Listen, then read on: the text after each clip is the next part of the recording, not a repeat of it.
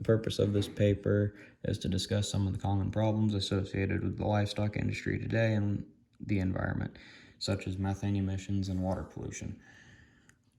Water pollution is a big predicament because the nitrogen runs off into waterways, which ends up in the Gulf of Mexico if you're in the Midwest, which creates big algae blooms, which then die off and they kill all the fish. The Clean Water Act of 1972 helped try and restrict this from happening by mandating the feedlots implement retention structures to prevent the surface runoff of nitrogen-rich water and manure into navigatable waterways, which has worked fairly well so far. The runoff also, if drained to a retention pond, can be utilized in running a generator to create a green source of renewable energy via the use of the methane. Methane, specifically from eructating and out into the atmosphere,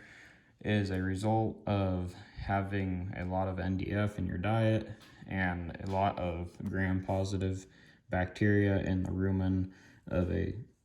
ruminant. Cattle that graze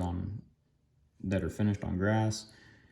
they often create more methane because they have more NDF in their diet and they live longer and have a longer lifespan than cattle that are finished in a feed yard, which often have a more high-intense diet and a more palatable diet. You can reduce the methane emissions from both grass-fed cattle and feedlot cattle by the use of ionophores. On grass-fed cattle, you can use a ionophore called lozalacid, which does not reduce your daily intake, but it does reduce the amount of NDF in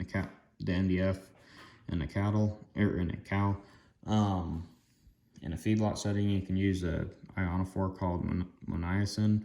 which reduces your daily intake, increases your production, and also goes for dairy cattle too, increases your milk production also, and it helps with the immune system of both cattle in the grass-fed operations and the feedlot operations and dairy operations, I should say. Some of the things that have been affecting the environment a lot over the past couple of decades is deforestation in South America. Between 1990 and 2005, about 108 million acres was deforested, and which 72% of that 108 million was turned into pasture for livestock, all being grass-fed. I think a possible solution for this would be for the South Americans to look into producing more commodities that we can, like what we do in the US, and